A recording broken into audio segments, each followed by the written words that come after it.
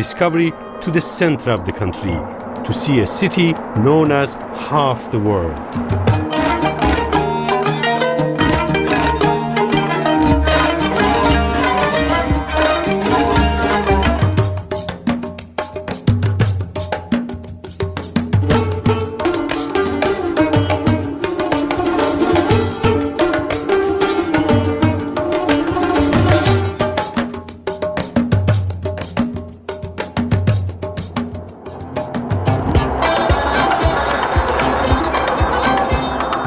I am Sadiq Sabah, and I am traveling from the north of Iran through the historic center of the country to the Persian Gulf in the south, to bring you flavors of the people, the culture, and the food of Iran. I have journeyed from my home province of Gilan in the north on the border of the Caspian Sea, and now I am cutting through the desert towards Esfahan, a magical place which has been for centuries a precious jewel in the crown of Persia. I haven't been back to Esfahan for over 30 years, so this is an exciting trip for me. Iranians describe Esfahan as Nesf Jahan, or Esfahan, half of the world, because they are so proud of this city. They say if you see Esfahan, you have seen half of the world.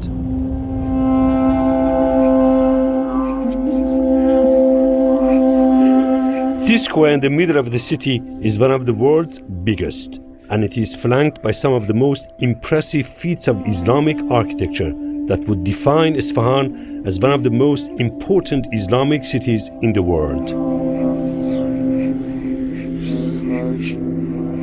The Persian state has always had three interconnected components. The symbols of those components are quite visible in this square. The royal palace represented the power of the government, and the mosque over there represented the power of Islam, and down here, the bazaar represented the power of the economy and the merchants.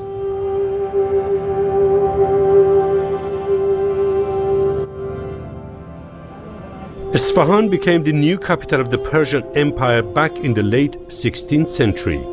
Shah Abbas the Great had defeated the Uzbeks, and later he ousted the Ottoman Turks, who had occupied parts of Persia. With the country once more under Persian control, he decided Esfahan was to be the capital of his new empire. His plan for Esfahan was grand and it was ambitious. He commissioned majestic buildings to make the city the kind of capital that would be awe-inspiring.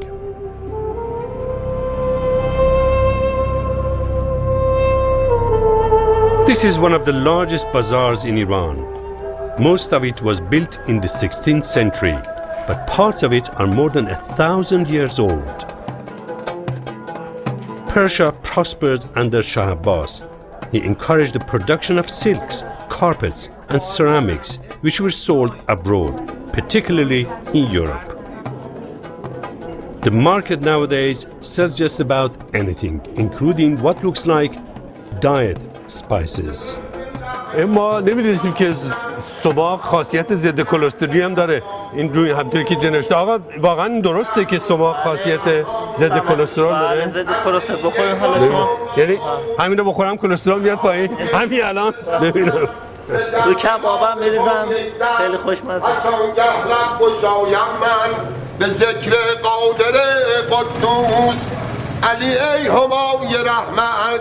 This is a dervish singing. This is what usually dervishes do. They sing in Iranian bazaars.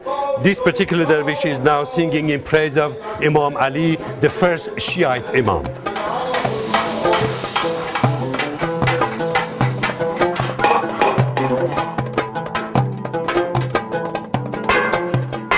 The bazaar is one of the centerpieces of Esfahani grandeur. When foreign dignitaries came to Persia in the 17th century to visit Shah Abbas the Great, he would bring them first into this bazaar, which at that time was really magnificent. But Shah Abbas was clever, and he would bring his guests here near this gate and would ask his servants to open it. And the guests would suddenly face this huge square.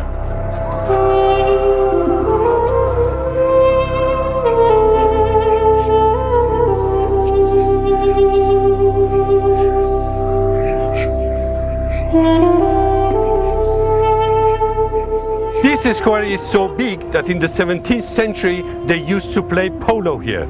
These two posts which I'm walking across used to be goal for the polo. And Shah Abbas the Great used to watch the polo game from his royal palace over there.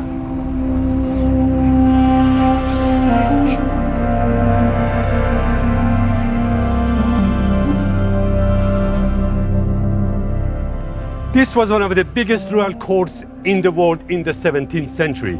Shah Abbas the Great and the other Safavid kings used to invite their foreign guests to this palace for entertainment. They used to hold the annual Nowruz or New Year ceremony in this huge square. Thousands of people from Esfahan and other parts of the province would come here for a big party.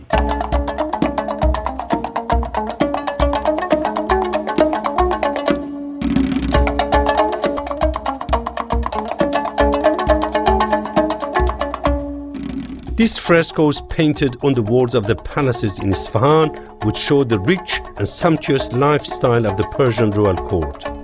It was a heady time, a golden era for art and music.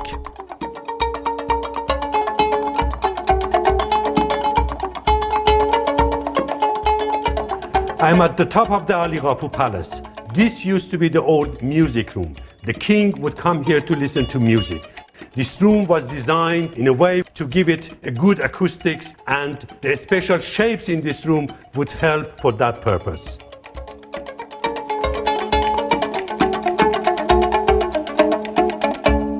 The 3D effect of the walls and ceiling would enhance the music, making it sound richer and sweeter to the ear.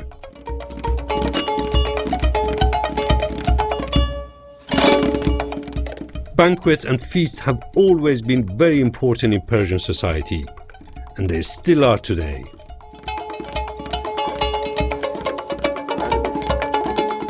One of the things Esfahan is famous for is its handicrafts and hand-printed textiles. Reza Sadiqifard has been working in the bazaar for almost 70 years, making traditional tablecloths. He's one of the best in the business. It's painstaking work. این کارتون چند مرحله داره میشه دوباره بفرمایید؟ 4 مرحله داره که 4 مرحله اول رنگ مشکیه، بعد رنگ قرمزه، بعد آبیه، بعد زردش. شما موقعی که این 4 مرحله کارتون تموم شد بعد چی کار میکنید این؟ بعد اینا میبریم زاینده بود. خب زاینده رود میشور. آها، چرا حالا زاینده رود میبریم میشورین؟ جای دیگه نمیشه؟ آبی پارسو اول باید روون باشه. باید آب روون باشه. آب روون باشه که اینا هر چی از روش این شده به صدا سرچی داره تمام برکنار شه. اگر اومدیم تو آبی که روون نیست و شستیم تمام اینا برمیگرده تو زمین خود پارس. تا این کار نکنن اینا شفاف پیدا نمیکنه. بله بله. آقا واسه ما سفره رو بندازیم؟ بفرمایید. خانم شریف ایراد نداره که با سفره رو بندازیم. فقط کمک نیست، بلکه میخوایم زودتر بخوریم. بریم آقا محسن. بریم بشقابیدن هم بیاریم ما. کدوم بشقابا رو ببریم خانم؟ I've been invited by some family friends to their home for lunch to sample the delights of Esfahani cuisine. Esfahanis think their cooking is the best in the whole of Iran. We will see. I'm really hungry and I'm hoping that if I lend them a hand in the kitchen, they might let me try some of the food before lunch. خب خانم اینا رو ببرم میذارم رو میز. الان کوفته ده. به عجب کوفته ای خانم. شما خیلی کوفته دوست دارم. من هم کوفته دوست دارم، همه اینو من میگم میتونم وایسم شما تا اینو نهار به من بدید. یه خوردهشو من باید بخورم.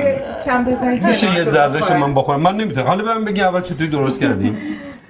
والا مخلفاتش که برنج سبزی مخصوص کوفته است که باید عطر داشته باشه حتما، با گوشت چرخ کرده، اینا رو همه رو با هم دیگه خوب باید چنگ زد. حالا این دیگه این غذا واقعا مخصوص اصفهانه و خیلی خوشمزه. بعد خیلی غذای مقدم دسر البته این به عنوان دسر استفاده میشه. اسمش کباب مشتیه. کباب مشتی. چون تو مشت باید اینم تو مشت باشه. ما این مشت خیلی نقش اساسی داره در غذاهای اصفهانی. ریشه از قلب دیگه ریشه میگیره دیگه، این گرمای وجود رو میدیم داخله. خانم شریف، مردم اصفهان و خانم اشتیاق اصولا اهل غذا و اینا براشون مهمه در فرهنگ، یعنی اهل خیلی غذاهای یعنی خوش. آقایون به خصوص خیلی شکموان تو اصفهان و اصلا جدی میگم به شکمشون خیلی اهمیت میدن و خانمای اصفهانی باید خیلی خبره باشن تو این کار که آقایون راضی بله از نظر شکم راضی باشن.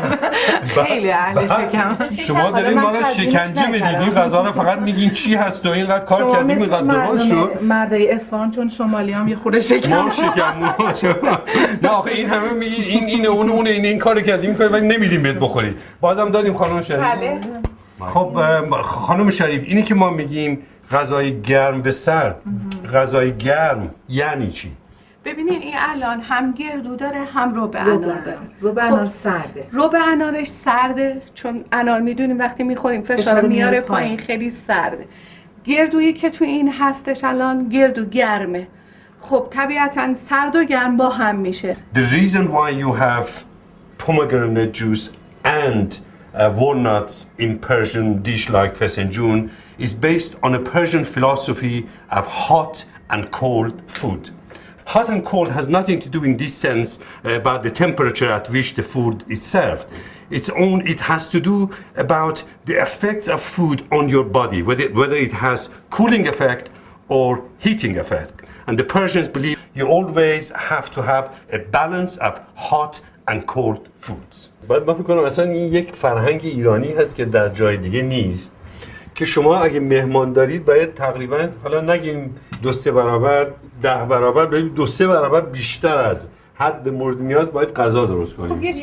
آخه شما برید حالا یه مهمانی انگلیسی من به شما میگم، من اولین باری که رفتم یه خانواده انگلیسی برای ما غذا درست کردن، برای هر کسی به اندازه یه ذره استیک آورده بودم پیش، حتی یه دونم اضافه نبود.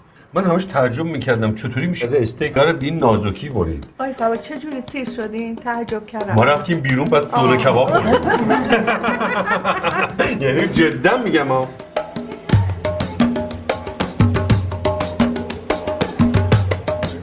The thing is, we Iranians probably love our food a bit too much. Many of us have to resort to working out in the park to lose a bit of weight. There are proper gyms you can go to, of course, but the local councils here have set up these exercise machines in most of the parks around the city, which are free for anyone to use.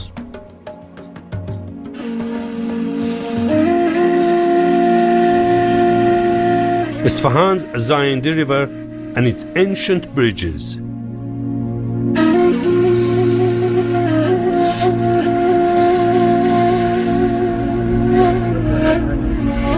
The river is an important artery running through the city, and Iranians love to settle down for a picnic anywhere they can find a bit of space, even on a grey day like today.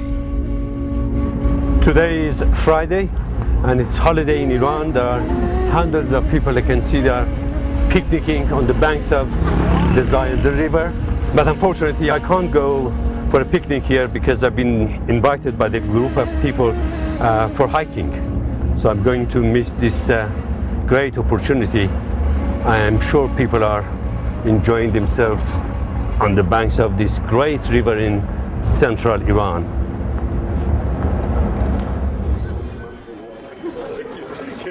Shahab and his friends try to get out of the city as often as possible. They love to go climbing in the mountains close to Esfahan. It's a good place to go to get out of the city, and it is one of the few places where young men and women can freely spend time together in public. شما هر جمعه این کار کنه؟ یه روز زمینی مدت میبینم زیاد میایم با بچه ها بس موقع ورزش.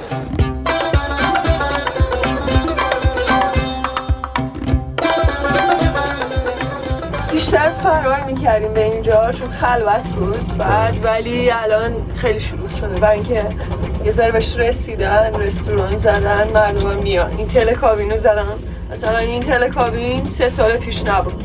به 3 سال فقط این تسهیلات فراهم شده. حتی این کوه خیلی قدیمیه، بهتون گفتم که مثلا من یادم بچه بودم با بابام 20 سال پیش این کوه رو میبرم. اون تا الان برای عموم راه درست کردن و اینجا تلکابین و قرار هتل بزنن، بولینگ اون پایین زدن، یه سری چیز تفریحی زدن. این مردم شلوغ‌تر شده، جمعه بیشتر، آدم بیشتر بود.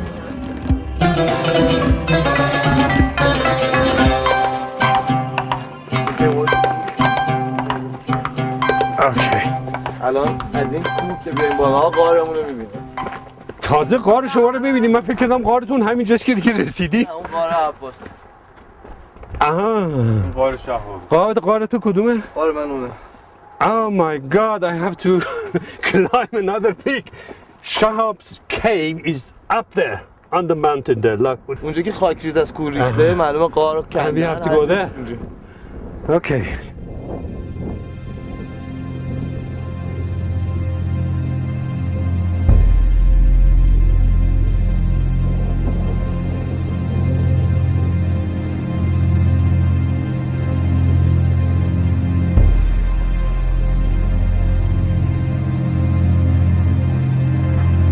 The Sofa mountain looms over the city. Esfahan has grown so big over the years, its suburbs creeping towards the foot of the mountain. Years ago, you would have been able to see right across the desert for miles, with nothing to obscure your view.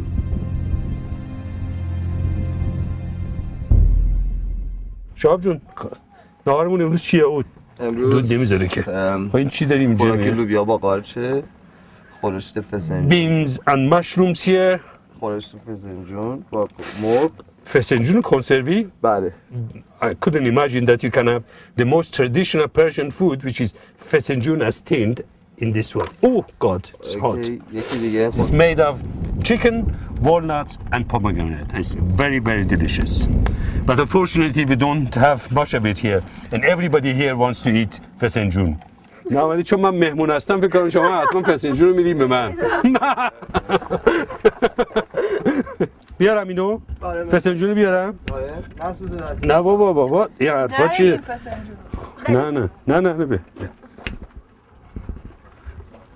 آها.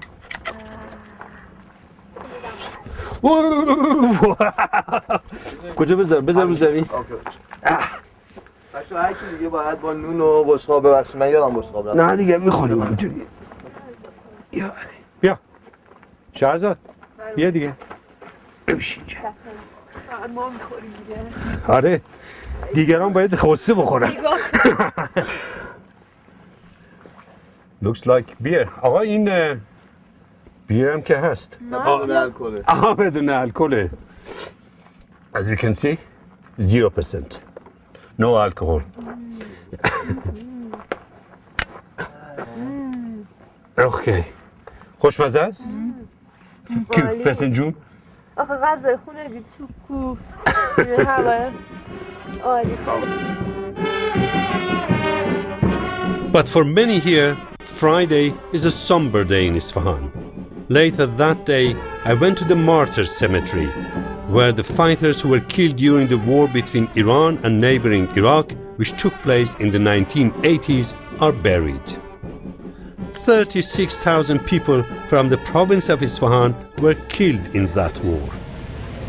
Every Friday night, thousands of Isfahanis come to this place to commemorate their loved ones who were killed during the Iran-Iraq war. Isfahanis are so proud of their martyrs. At one point, some Isfahani used to say the war was not between Iran and Iraq, but between themselves and Iraq. It's been 20 years since the end of the war, but still every week families come to the cemetery to visit the graves of their loved ones, and they usually bring offerings of food. خیلی ممنون خانم. شما برای کس خاصی نظری رو میدین؟ پسرم شهید شد. پسرتون شهید شد.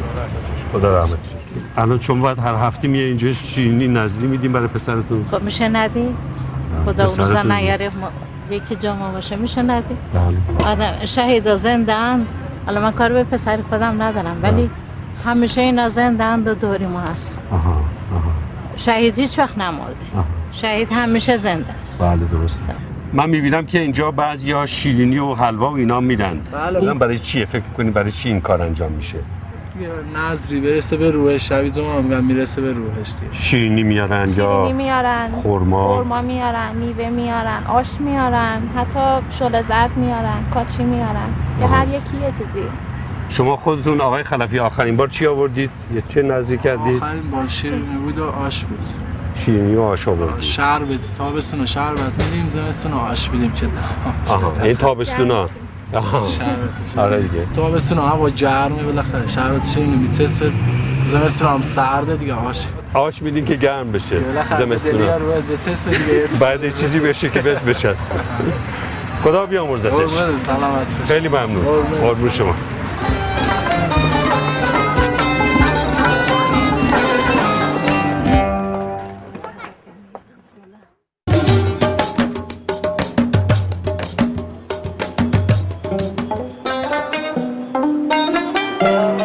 If you have time on your hands, there is nothing better than spending a few hours doing absolutely nothing. Or maybe smoking a water pipe known in Iran as ghalyun and having some tea in one of the many tea houses in Esfahan. And I've heard this tea house serves a rather curious snack, which I'm eager to try. It involves something called gushfil, which means elephant ears. آقا شما در اینجا غیر قلیون و چای اینا چیزای دیگه هم دارین دیگه حتما؟ بله. من شنیدم این گوشفیل و دوغ هست در اصفهان. بله این بله. چه چیزی آقا؟ عباس آقا دوغ گوشفیل رده بیا. I think he just wants me to see for myself what it is. خیلی ممنون. دست شما در نکنه. خب حاج آقا حالا اینو چطوری میخورن؟ دوغ اول میخورن یا گوشفیل اول میخورن میذارن بعدا دوغ. من فکر میکردم مثلا چیزای شیرینی مثل اینو همیشه باید با چای خورد. هرچی از دور دوست میداره میخوره. اون شیرینه شوری اما به هم میخوره. یه مزه ملسی میده تو دهن. بیشتر بخوریم. Gushfil or elephant ears is a pastry smothered in golden syrup, and dough is a salty yogurt drink with herbs, a rather odd combination. حاج آقا میبینم خیلی عکس ورزشکاران باستانی رو اینجا زدیم، مثلا مرحوم تختی و دیگران. این برای چیه؟ شما تو این کار بودین یا علاقه دارین؟ برای چی زدی اینا رو؟ نه خودم بودم. آها. خودم بودم توش عشق ایناست که عشقش دارم کردیم. آها شما خودتون ورزش میکردید؟ بله بله. آها.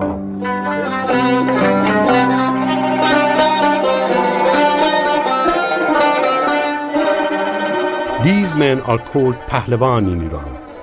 They were athletes, but in the old days, they were more than just sportsmen. They were highly respected members of the community.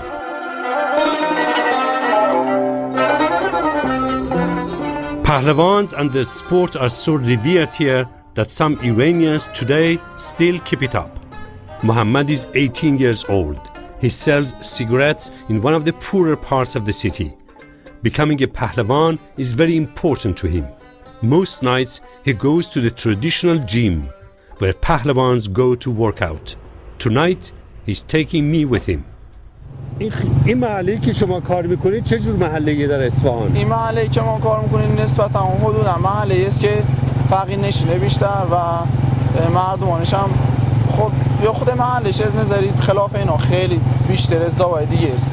پس شما شاید برای همین ورزش رو انتخاب کردید که کمتر گرفتار اون خلافکاری‌ها بشین احیانا خدای نکرده؟ بله خب ورزشی که اگه کسی بتونه توجه به این ورزش کنه شاید ذهنش هم بتونه پیشرفت کنه، چون بیشتر ورزش میگن ورزش پهلوان هم به کسی میگن که وجودش پهلوان باشه، مرد باشه، انسان باشه، همه رفتار و افکارش درست باشه.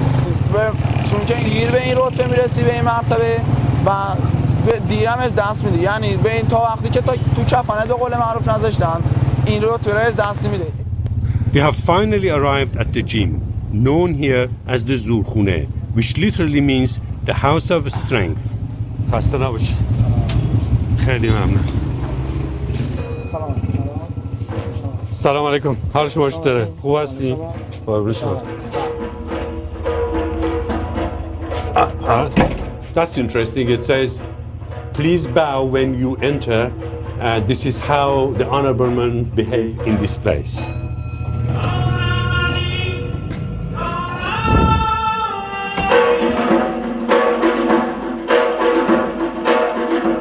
The Pahlavans show their respect and humility as they go into the ring. They believe that the point of working out and becoming strong is so that they can serve their community.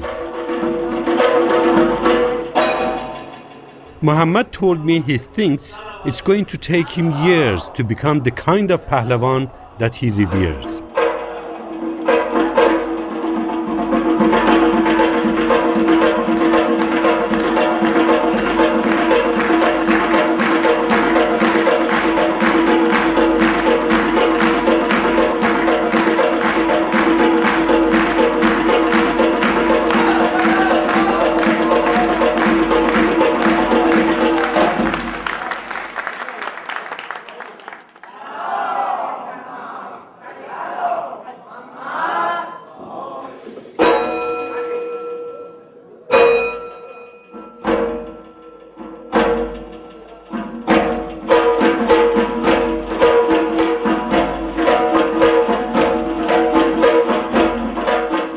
The Zulkhune is not just about sport.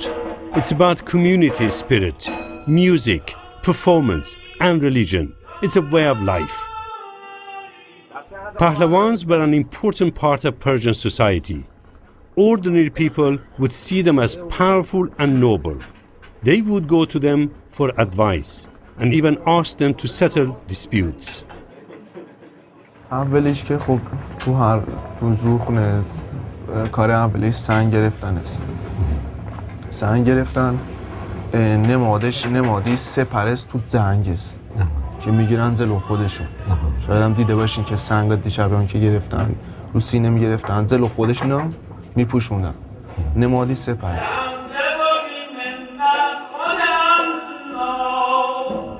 کمپاد زورخونه نمادی تیر کمان است. تیر کمان کشی.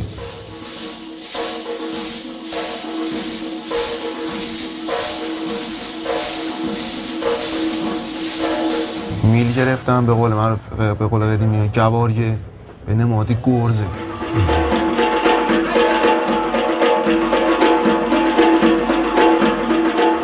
قازدن ها تخین ها به معنا هجومه.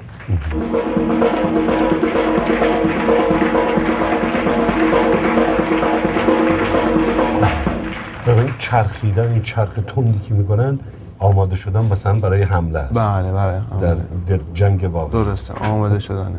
پس در زورخونه در واقع شما کارایی رو انجام میدن که یک جنگجو درست جنگ انجام بده. کاری است که برای یک زنجوه سپرا، تیرا، کمانا، گرزا.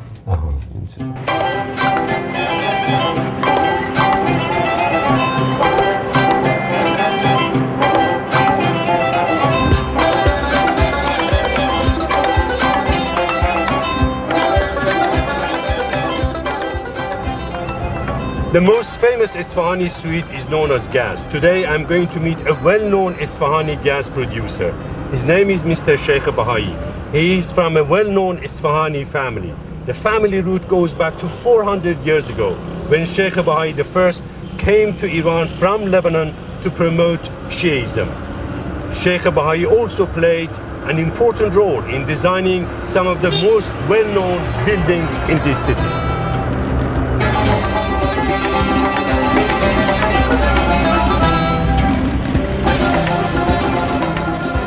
من افتخار میکنم که فامیلم شیخ بهایی و از نوادگان مرحوم شیخ بهایی بزرگ هستم. اصالت من و فامیل خودم رو میرسونه که تو اصفهان هستیم، ولی از لحاظ این شغل هم باز افتخار میکنم که جزو سازنده یه چیزی هستم که مختص خود اصفهان، مشهور به سوغات اصفهان، و باز خوشحالم که باش شیرین میکنم دهن مردم و خوشحال میکنم در موقع شادی و خوشحالی از این جنسی که ما تولید میکنیم استفاده میکنیم. Gaz is so popular that no one comes to Esfahan without stocking up on this special kind of nougat, which is made with lots of sugar and, of course, pistachio nuts.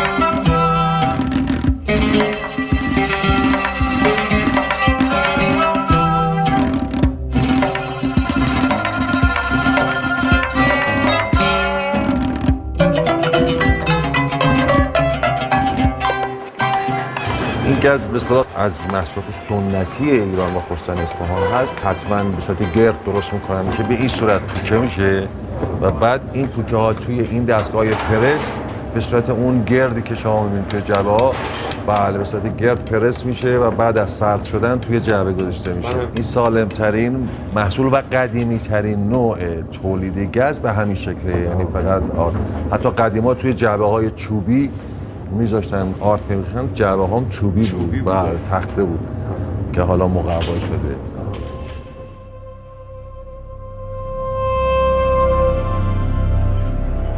Esfahan in Persian is known as Nesf Jahan, which means half the world. And the reason is in the 17th century when Esfahan was turned into the capital of the new Safavid Empire, it was one of the biggest cities in the world with 500,000 population, hundreds of public bathhouses, gardens, palaces, some of the most beautiful mosques. And there is also another reason for that. Shah Abbas the Great loved to invite foreigners to his new capital. At one point, there were Europeans here, the French, the British, there were Armenians, Georgians, and also different religions used to live side by side peacefully in this city. The Armenians, the Zoroastrians, the Christians, the Jews, and Muslims, of course. Esfahan in the 17th century was a truly cosmopolitan city, and that is why it is known as Esfahan Nesf Jahan, half the world.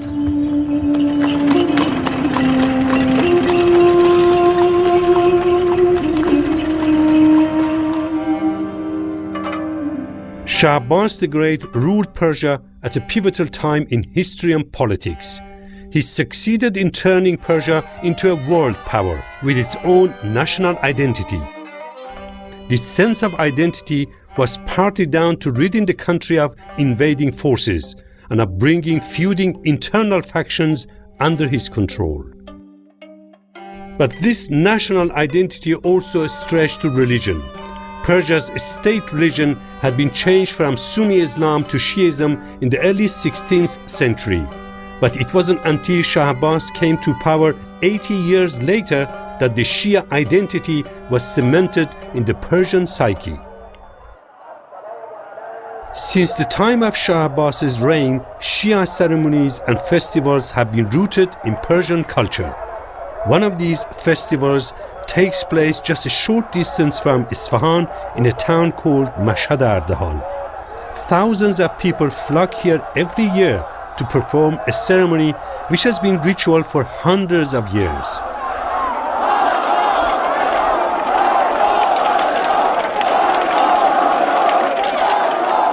The beating of the sticks is to avenge the death of a Shia martyr, Sultan Ali. He was murdered in this town by his enemies centuries ago. Martyrdom defines Shiism. It is the symbol of fighting for justice, no matter the consequences. Martyrdom also indicates a sense of victimization, which may come from the fact that Persians feel alone amongst the Sunni-dominated Arab countries in the Middle East. This year, the turnout was huge. 200,000 pilgrims gathered in memory of Sultan Ali. A sacred carpet symbolizing the very carpet that was used to wrap his body is carried through the crowds, where they wash it in a special stream of water. The people here believe the water then becomes holy.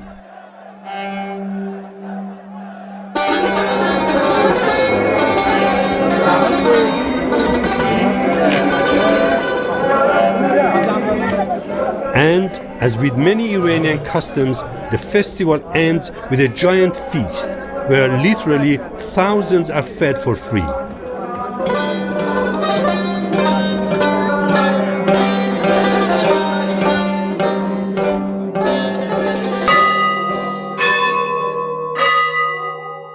But while Shia Islam was made the state religion, Shah Abbas allowed a small community of Christians to flourish in Esfahan. He forcibly moved a number of Armenians living near Persia's northern border down to Esfahan, attracted by their skills as merchants, craftsmen, and artists. He settled them away from the Muslim community in a part of the city known as the Julfa district. Their culture and religion was respected. So the Armenian community and its Christian traditions grew stronger and stronger under Shah Abbas's rule.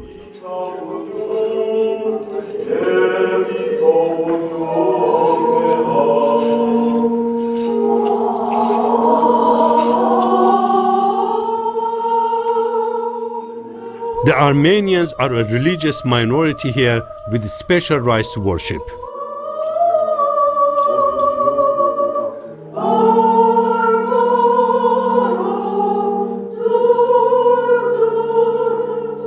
There are about 200,000 Armenians living in Iran now, and they have 2 members of parliament. A few thousand of them still live in Esfahan today. They have 13 churches, but only a couple of them hold services now. Leon Minasian is the director of the Armenian Museum in Julfa. آقای میناسیان این کلیسای وانک قدمتش چقدره؟ نزدیک به 400 ساله. موقعی که ایران با ترکیه در جنگ و جدال بود، شاه عباس ارامنه را از ارمنستان کوش داد اینجا آورد. در همون موقع یک کلیسای کوچیک موقت ساختن. بعد از 50 سال اون را خرابش کردن، کلیسای فعلی را ساختن که 1655 میلادی شروع شده، ظرف 9 سال تا 64 تمام شده. نقاشی اینجا تمامش از تورات و انجیله. از اون بالا شروع میشه، خلقت و آدم و حوا را دور تا دور گنبد را نشون میده. بعد ابراهیم و موسی و اون قسمت ها هست. وقتی که ارامنه از ترکا اذیت میشدن، می اومدن اینجا از شاه عباس درخواست میکردن که دوباره بیا ارمنستان را بگی که ما زیر دست ایران باشیم. شاه عباس گفت یالا تمام شد، کوچ بدید ببرید. وقتی که اینجا اومدن چند سال بعدش بعضیا شبا فرار میکردن دوباره برمیگشتن. بعد ولی کم کم علاقمند شدن. بله دیگه شاه عباس وقتی آورد با این که با شکنجه آورده بود اینجا، باشون خیلی خوب رفتار میکرد. شبا میرفت منزلشون، می نشست اونجا باشون صحبت میکرد. اینطور که شروع کردن به تجارت و دیگه اینقدر ثروت پیدا کردن که 10 کلیسا ساختن. تا 24 تا کلیسا داشته اینجا. و کم کم فهمیده ایران جای بدی هم نیست. بله 24 تا کلیسا ساختن اینجا.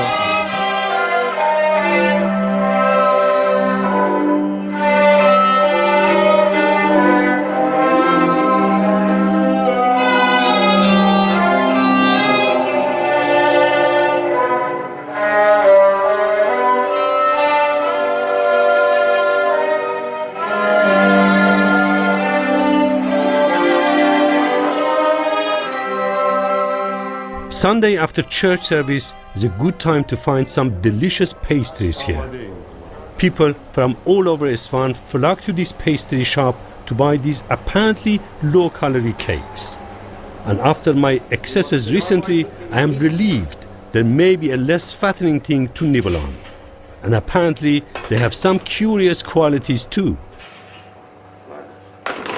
اینا مثل چیز کیکه، یعنی مغزیش به طور کلی شکر نداره.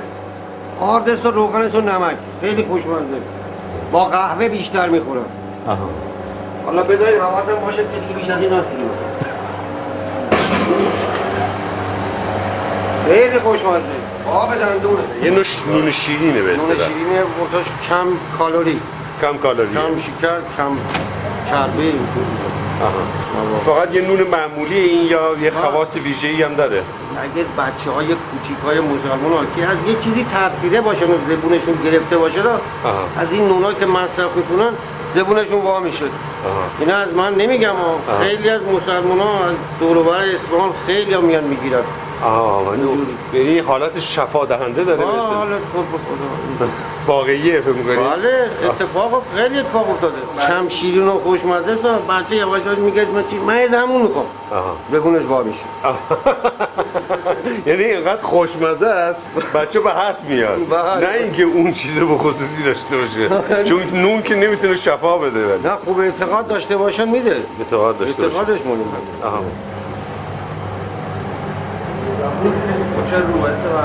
کدومشو میتونم بخورم؟ میتونم بخورم؟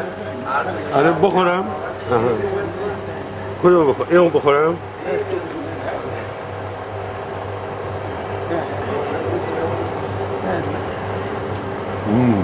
Really delicious. Soft, not very sweet. خیلی خوشمزه. شما میخوایم بخوریم؟ نه آقا این خوبه. بخور.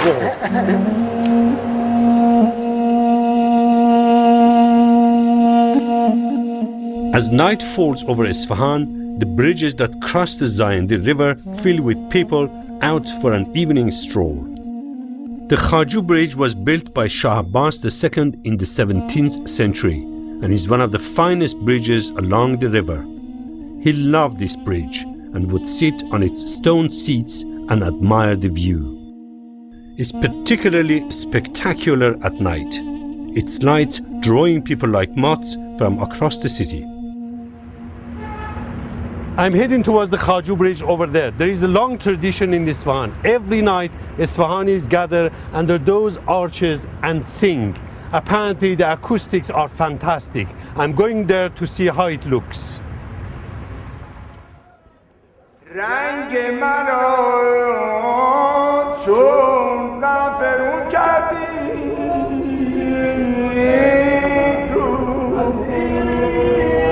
It's my last night in Esfahan and I'm determined to exercise my vocal cords loudly.